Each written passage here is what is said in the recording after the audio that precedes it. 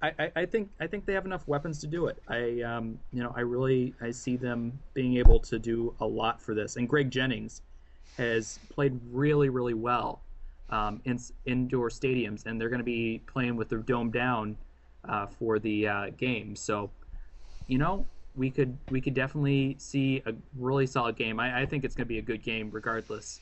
Yeah, But and I think this is definitely up there with what could end up being one of the best games, one of the best Super Bowls ever. Um, Last year's wasn't too bad. Obviously, the Giants Patriots game was a pretty big one. I guess if you think about it, the last 3 years we've had amazing games going back to the Steelers Cardinals game.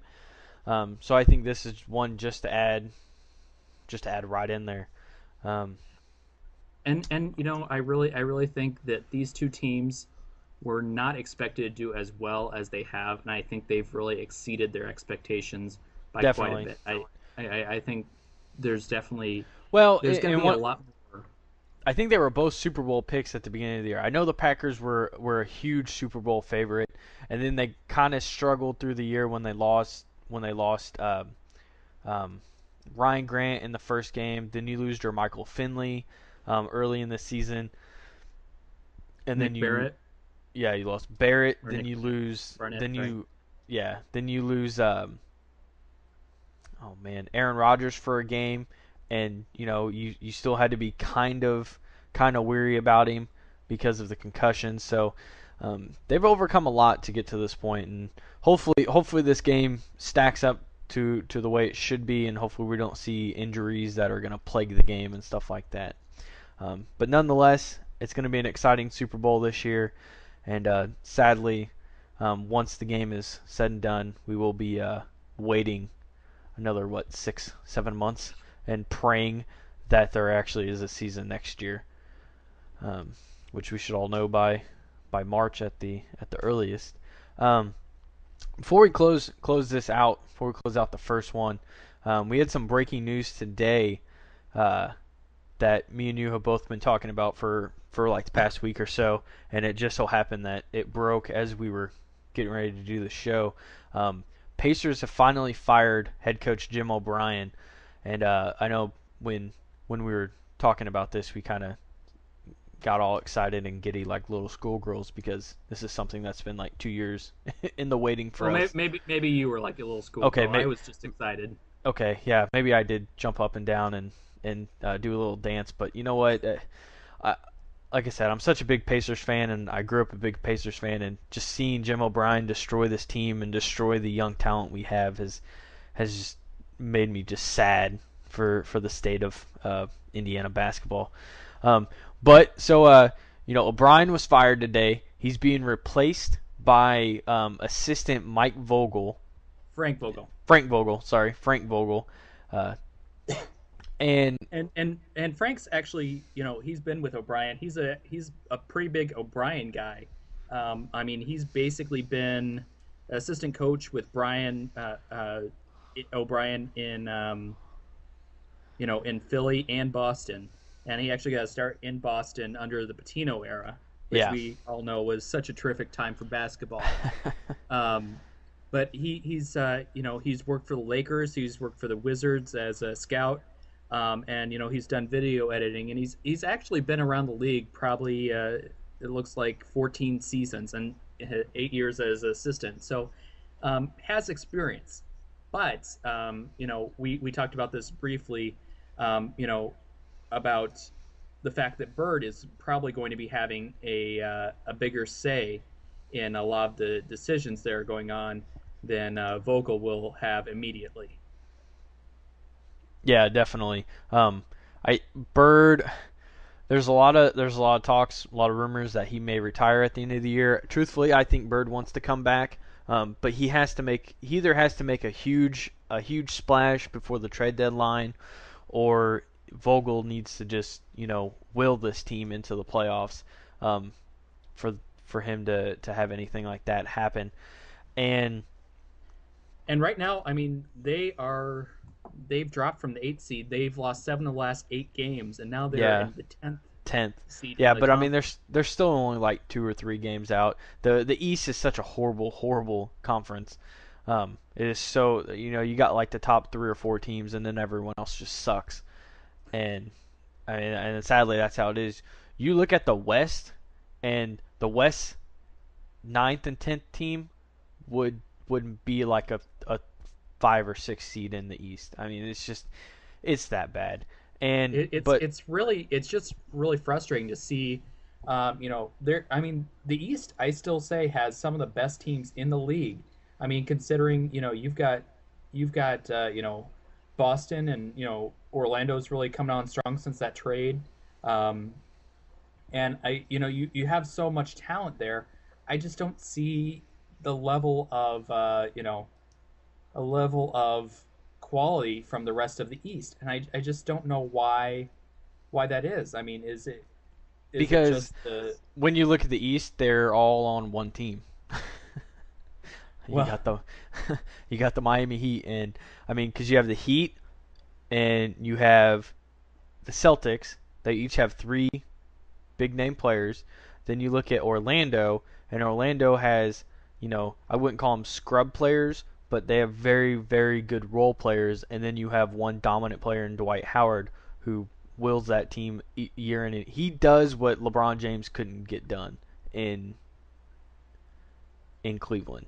Um, and I still I really think that the Pacers have a lot of talent. No, I'm really sold by the Collison, Granger, and Hibbert trio. I think those guys can really do a lot, but I think they need one guy. You know what I mean?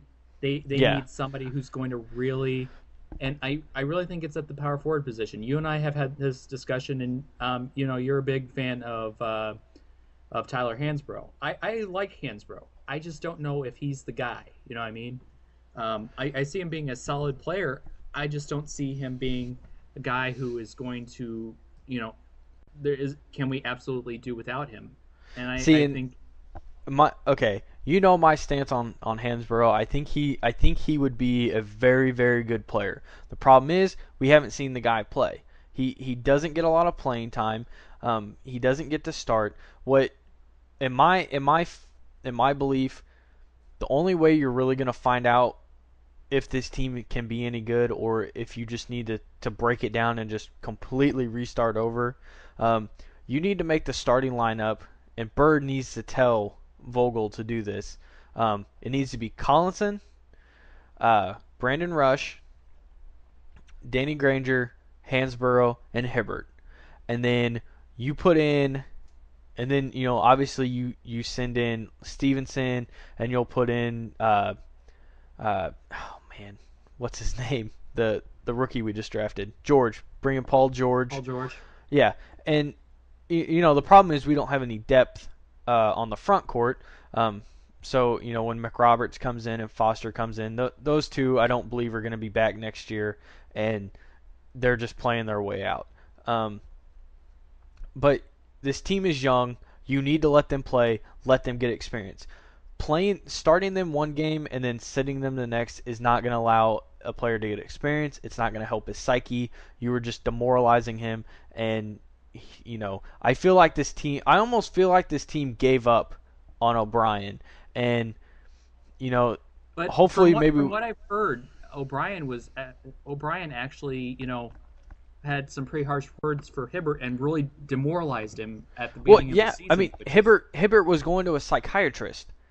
Okay, you can't tell me someone who plays as well as he has, and then all of a sudden gets ripped by their coach, and now he's starting to see a psychiatrist. That wasn't a red flag for Larry Bird. I mean, to me it seems like in this situation, Bird has failed miserably.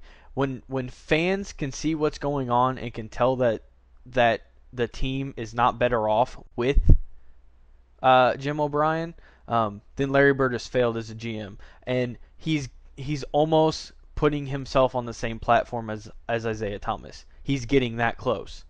Oh, you're bringing up Isaiah. I mean, that's But that is how bad, since he's taken over, that is how bad this team has been.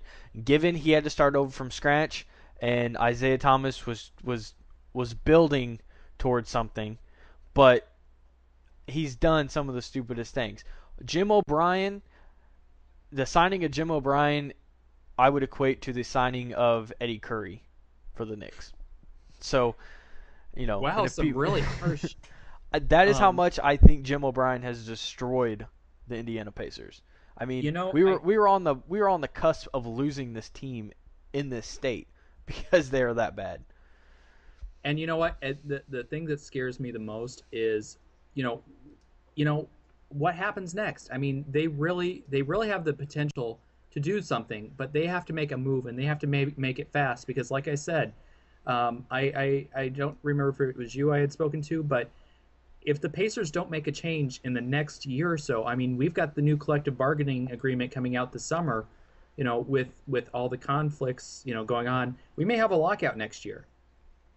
What Yeah, of all of the teams, you realize the Pacers are near the bottom as far as teams, getting a profit. They're really not doing anything. And what's the incentive for keeping the Pacers around at this point? I mean, they really, financially are in terrible straits. They're not bringing in a crowd. I mean, you this has been something that the organization has kind of just let happen. And this is a team that you talk about, even 6 years ago was potentially an NBA champion. They had the pedigree to win. They had one of the best shooting guards of all time. They had a solid team, um, you know, and they just kind of let it slip away because of character issues, because of poor trades to get rid of resources that were undesirable. I mean, you really had so many issues that need to be resolved. Now, exactly. I think the biggest question is, where do you go from here? I mean, obviously O'Brien's out, but I think a bigger issue comes into play, you know, if Bird doesn't return next year. And I'm saying this is as a distinct possibility because, frankly, Bird has let a lot of this stuff happen on his watch. Who do you go after?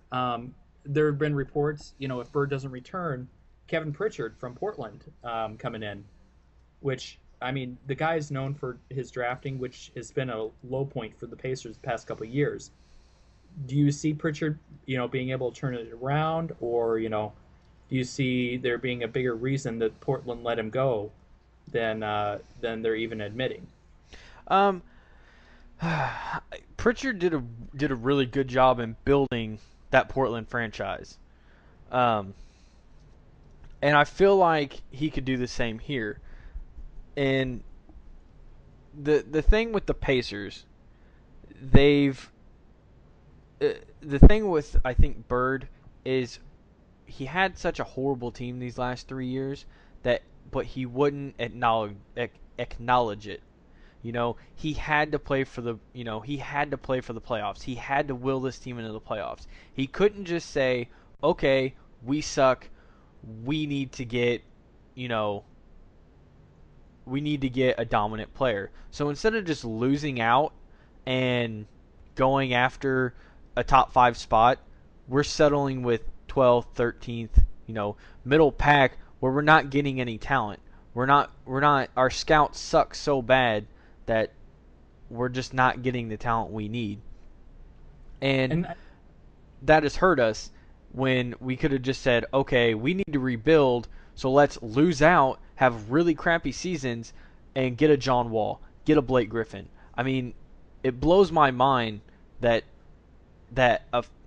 you need a franchise player. You're not getting a franchise player at in the middle of the pack. no. I mean, it's And as the easy other as thing that. is their decisions have been so comically confusing. I mean, Paul George. I think Paul George, is a talented guy, but really, was he worth where we got him? What we got him My for? I mean, my thing is I believe that Paul George was a pick to either ignite a fire under Granger, or because up until this year Granger was not a tradable commodity. Now all of a sudden, he's no longer untouchable. Uh, Larry Bird has said if the right trade comes along, he will deal Granger.